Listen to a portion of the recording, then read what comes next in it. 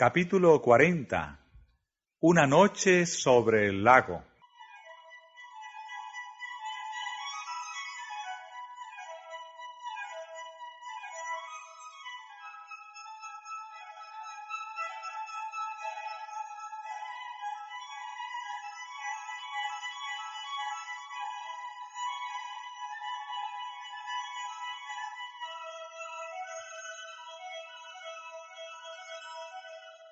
Sentada sobre la llanura cubierta de hierba, en el crepúsculo primaveral, la gente comió los alimentos que Cristo había provisto.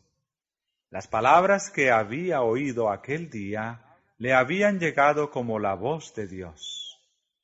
Las obras de sanidad que había presenciado eran de tal carácter que únicamente el poder divino podía realizarlas. Pero el milagro de los panes atraía a cada miembro de la vasta muchedumbre. Todos habían participado de su beneficio. En los días de Moisés, Dios había alimentado a Israel con maná en el desierto. ¿Y quién era éste que los había alimentado ese día, sino aquel que había sido anunciado por Moisés? Ningún poder humano podía crear de 5 panes de cebada y 2 pececillos, bastantes comestibles para alimentar a miles de personas hambrientas. Y se decían unos a otros: este verdaderamente es el profeta que había de venir al mundo.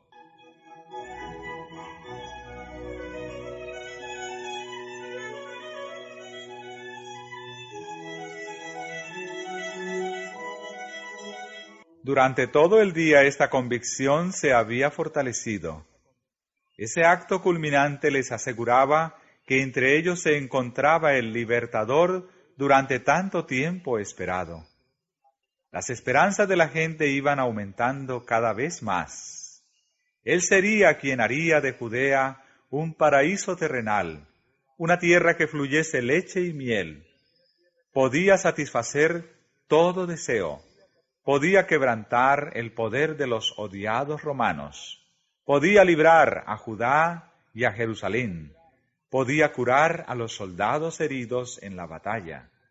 Podía proporcionar alimento a ejércitos enteros. Podía conquistar las naciones y dar a Israel el dominio que deseaba desde hacía mucho tiempo.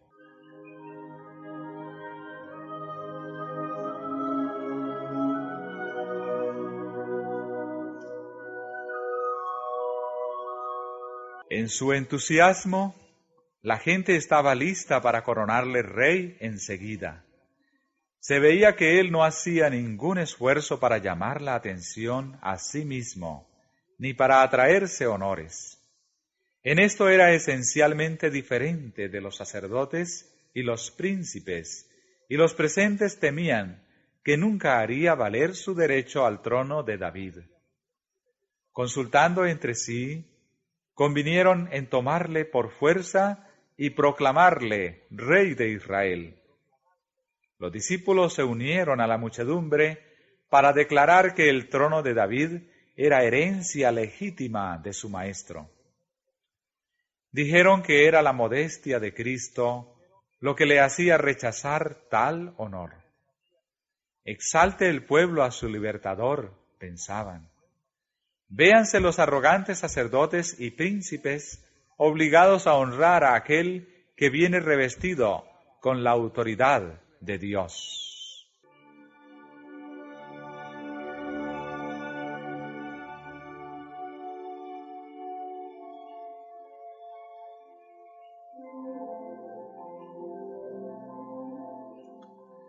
Con avidez decidieron llevar a cabo su propósito. Pero Jesús vio lo que se estaba tramando y comprendió, cómo no podían hacerlo ellos, cuál sería el resultado de un movimiento tal. Los sacerdotes y príncipes estaban ya buscando su vida. Le acusaban de apartar a la gente de ellos. La violencia y la insurrección seguirían a un esfuerzo hecho para colocarle sobre el trono, y la obra del reino espiritual quedaría estorbada. Sin dilación, el movimiento debía ser detenido. Llamando a sus discípulos, Jesús les ordenó que tomasen el bote y volviesen enseguida a Capernaum, dejándole a él despedir a la gente.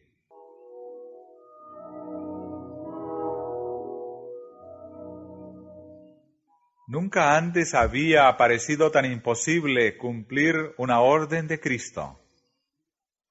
Los discípulos habían esperado durante largo tiempo un movimiento popular que pusiese a Jesús en el trono. No podían soportar el pensamiento de que todo ese entusiasmo fuera reducido a la nada. Las multitudes que se estaban congregando para observar la Pascua anhelaban ver al nuevo profeta. Para sus seguidores, esta parecía la oportunidad áurea de establecer a su amado Maestro sobre el trono de Israel. En el calor de esta nueva ambición, les era difícil irse solos y dejar a Jesús en aquella orilla desolada. Protestaron contra tal disposición. Pero Jesús les habló entonces con una autoridad que nunca había asumido para con ellos. Sabían que cualquier oposición ulterior de su parte sería inútil, y en silencio se volvieron hacia el mar.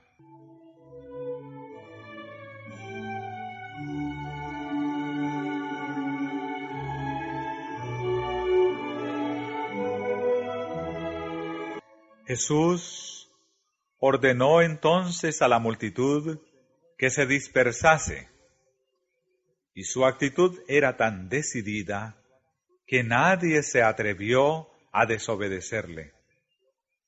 Las palabras de alabanza y exaltación murieron en los labios de las concurrentes. En el mismo acto de adelantarse para tomarle, sus pasos se detuvieron y se desvanecieron las miradas alegres y anhelantes de sus rostros.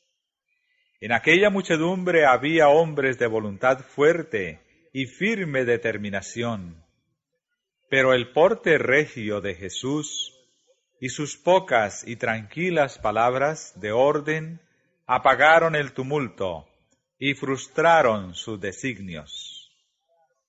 Reconocieron en él un poder superior a toda autoridad terrenal, y sin una pregunta se sometieron.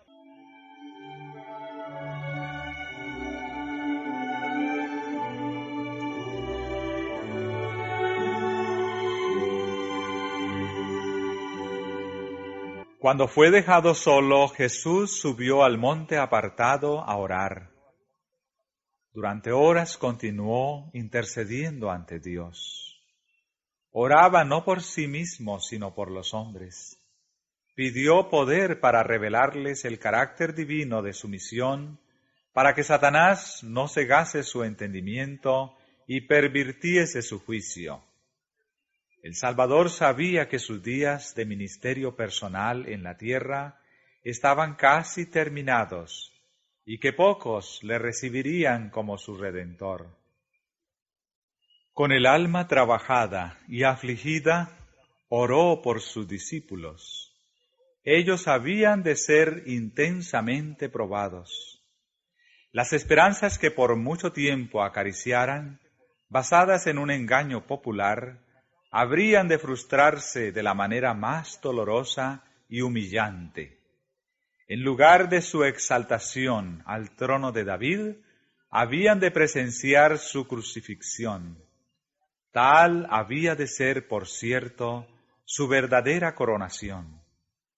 Pero ellos no lo discernían, y en consecuencia les sobrevendrían fuertes tentaciones que les sería difícil reconocer como tales.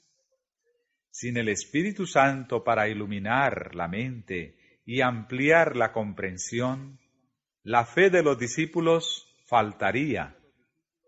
Le dolía a Jesús que el concepto que ellos tenían de su reino fuera tan limitado al engrandecimiento y los honores mundanales.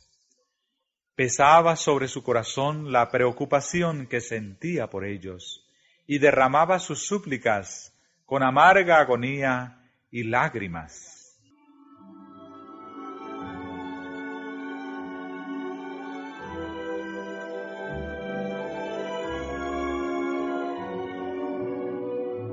Los discípulos no habían abandonado inmediatamente la tierra, según Jesús les había indicado. Aguardaron un tiempo, esperando que Él viniese con ellos. Pero al ver que las tinieblas los rodeaban prestamente, entrando en un barco, venían de la otra parte del mar hacia Capernaum. Habían dejado a Jesús descontentos en su corazón, más impacientes con Él que nunca antes desde que le reconocieran como su Señor. Murmuraban por qué no les había permitido proclamarle Rey. Se culpaban por haber cedido con tanta facilidad a su orden. Razonaban que si hubiesen sido más persistentes, podrían haber logrado su propósito.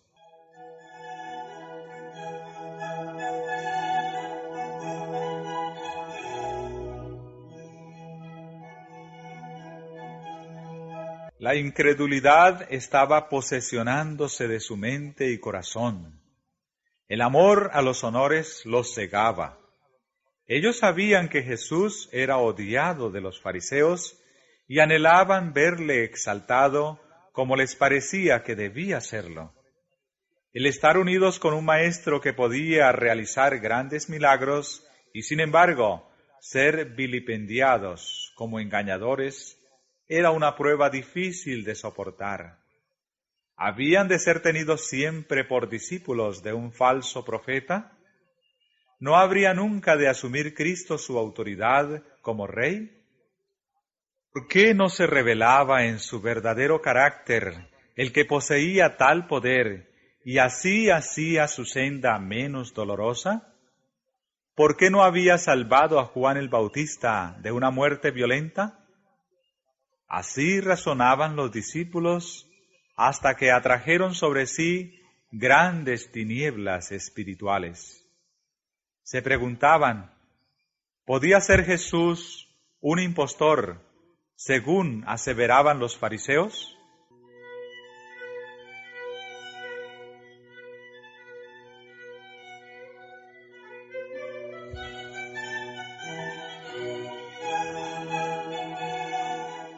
Ese día los discípulos habían presenciado las maravillosas obras de Cristo. Parecía que el cielo había bajado a la tierra. El recuerdo de aquel día precioso y glorioso debiera haberlos llenado de fe y esperanza. Si de la abundancia de su corazón hubiesen estado conversando respecto a estas cosas, no habrían entrado en tentación. Pero su desilusión absorbía sus pensamientos. Habían olvidado las palabras de Cristo. Recoged los pedazos que han quedado, porque no se pierda nada. Aquellas habían sido horas de gran bendición para los discípulos, pero las habían olvidado. Estaban en medio de aguas agitadas. Sus pensamientos eran tumultuosos e irrazonables. Y el Señor les dio entonces otra cosa para afligir sus almas y ocupar sus mentes. Dios hace con frecuencia esto cuando los hombres se crean cargas y dificultades. Los discípulos no necesitaban hacerse dificultades. El peligro se estaba acercando rápidamente.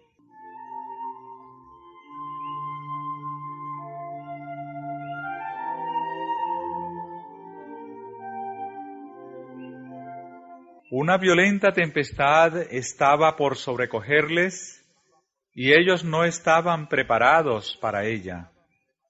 Fue un contraste repentino, porque el día había sido perfecto, y cuando el huracán los alcanzó, sintieron miedo.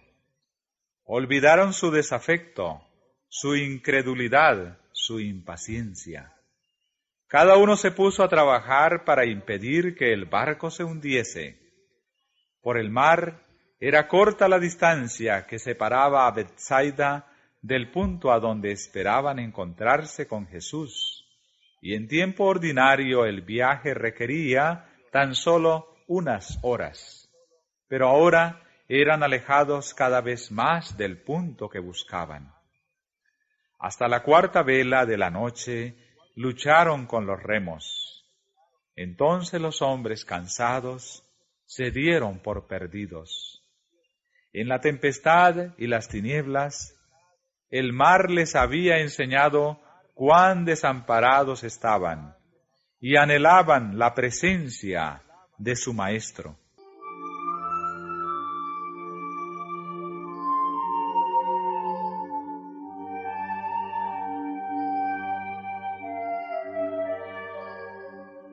Jesús no los había olvidado. El que velaba en la orilla vio a aquellos hombres que, llenos de temor, luchaban con la tempestad. Ni por un momento perdió de vista a sus discípulos. Con la más profunda solicitud, sus ojos siguieron al barco agitado por la tormenta con su preciosa carga, porque estos hombres habían de ser la luz del mundo. Como una madre vigila con tierno amor a su hijo, el compasivo Maestro vigilaba a sus discípulos. Cuando sus corazones estuvieron subyugados, apagada su ambición profana, y en humildad oraron, pidiendo ayuda, les fue concedida.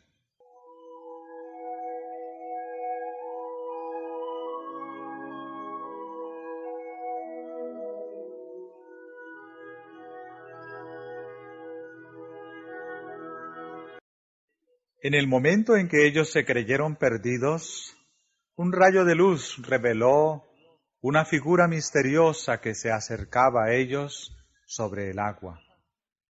Pero no sabían que era Jesús. Tuvieron por enemigo al que venía en su ayuda.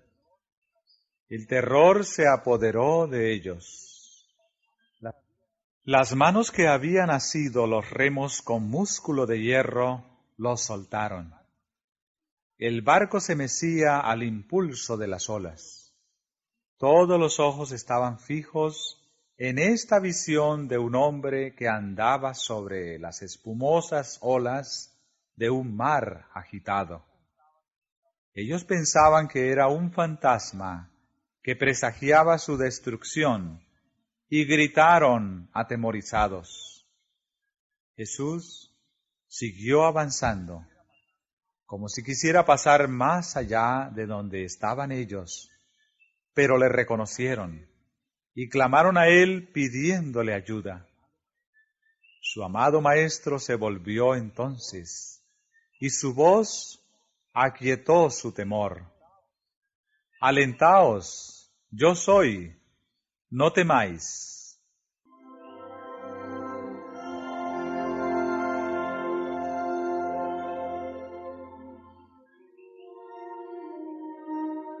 Tan pronto como pudieron creer el hecho prodigioso, Pedro se sintió casi fuera de sí de gozo. Como si apenas pudiese creer, exclamó: Señor, si tú eres, manda que yo vaya a ti sobre las aguas. Y él dijo: Ven.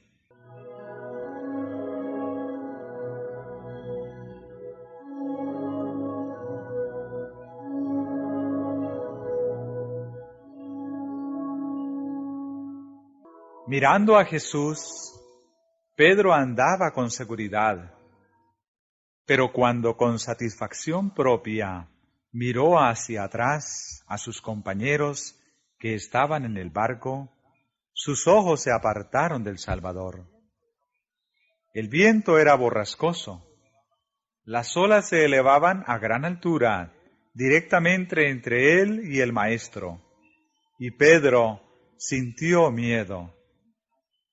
Durante un instante, Cristo quedó oculto de su vista, y su fe le abandonó. Empezó a hundirse. Pero mientras las ondas hablaban con la muerte, Pedro elevó sus ojos de las airadas aguas y fijándolos en Jesús, exclamó: «Señor, sálvame». Inmediatamente Jesús asió la mano extendida, diciéndole: «Oh hombre de poca fe, ¿por qué dudaste?».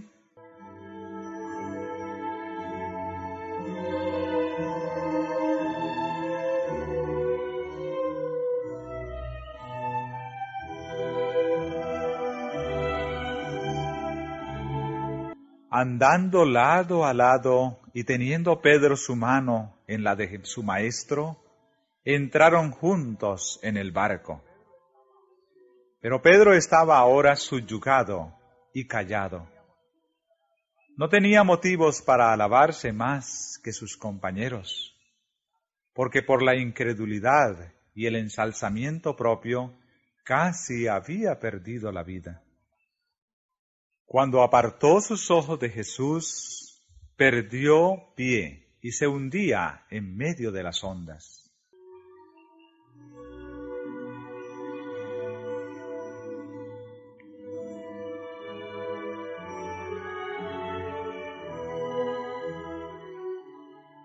Cuando la dificultad nos sobreviene, ¿con cuánta frecuencia somos como Pedro? Miramos las olas en vez de mantener nuestros ojos fijos en el Salvador. Nuestros pies resbalan y las orgullosas aguas sumergen nuestras almas. Jesús no le había pedido a Pedro que fuera a él para perecer. Él no nos invita a seguirle para luego abandonarnos. No temas, dice, porque yo te redimí. Te puse nombre, mío eres tú.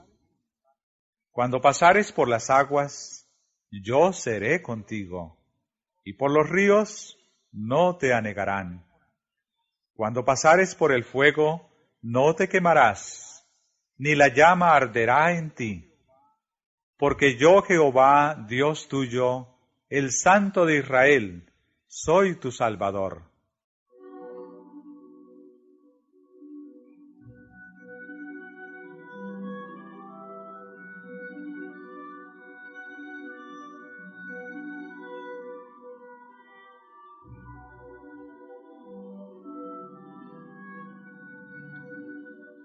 Jesús leía el carácter de sus discípulos.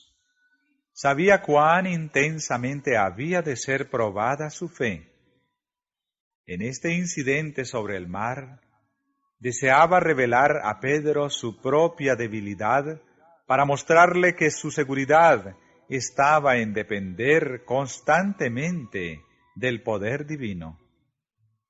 En medio de las tormentas de la tentación, podía andar seguramente tan solo si, desconfiando totalmente de sí mismo, fiaba en el Salvador.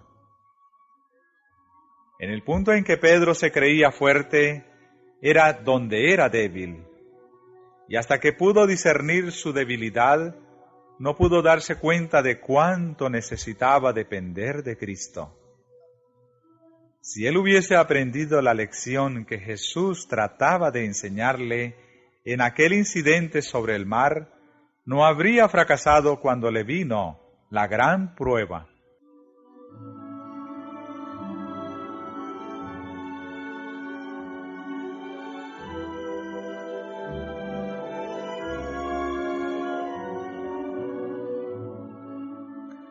Día tras día, Dios instruye a sus hijos.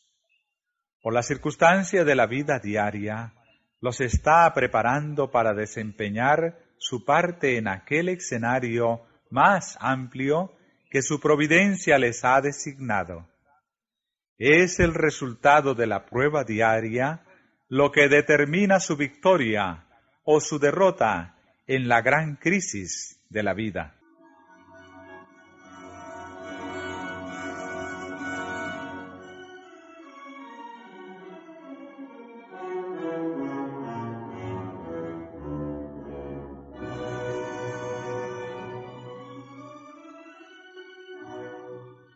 Los que dejan de sentir que dependen constantemente de Dios serán vencidos por la tentación. Podemos suponer ahora que nuestros pies están seguros y que nunca seremos movidos. Podemos decir con confianza, yo sé a quien he creído. Nada quebrantará mi fe en Dios y su palabra. Pero Satanás está proyectando aprovecharse de nuestras características heredadas y cultivadas y cegar nuestros ojos acerca de nuestras propias necesidades y defectos. Únicamente comprendiendo nuestra propia debilidad y mirando fijamente a Jesús, podemos estar seguros.